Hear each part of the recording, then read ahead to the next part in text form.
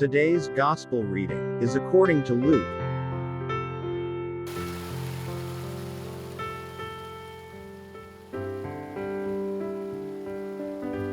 That very day, the first day of the week, two of Jesus' disciples were going to a village 7 miles from Jerusalem called Emmaus, and they were conversing about all the things that had occurred. And it happened that while they were conversing and debating, Jesus himself drew near and walked with them, but their eyes were prevented from recognizing him.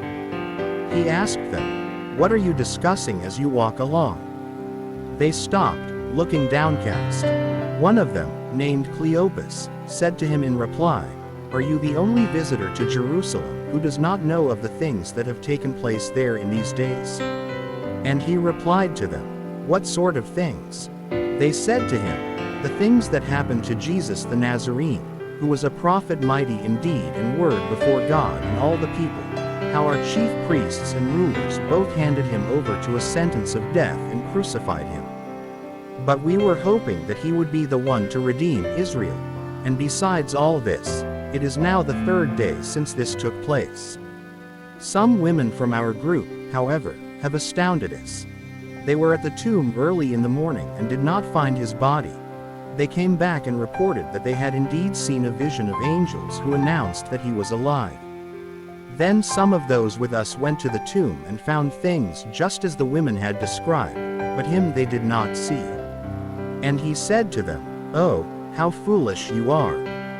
How slow of heart to believe all that the prophets spoke! Was it not necessary that the Christ should suffer these things and enter into his glory?" Then beginning with Moses and all the prophets, he interpreted to them what referred to him in all the scriptures. As they approached the village to which they were going, he gave the impression that he was going on farther. But they urged him, "Stay with us, for it is nearly evening and the day is almost over." So he went in to stay with them.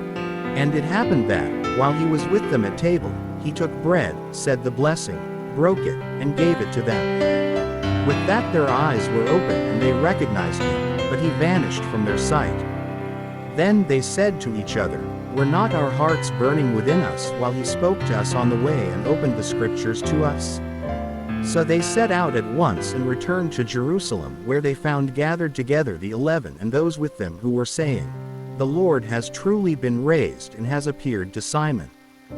Then the two recounted what had taken place on the way and how he was made known to them in the breaking of bread. The Gospel of the Lord.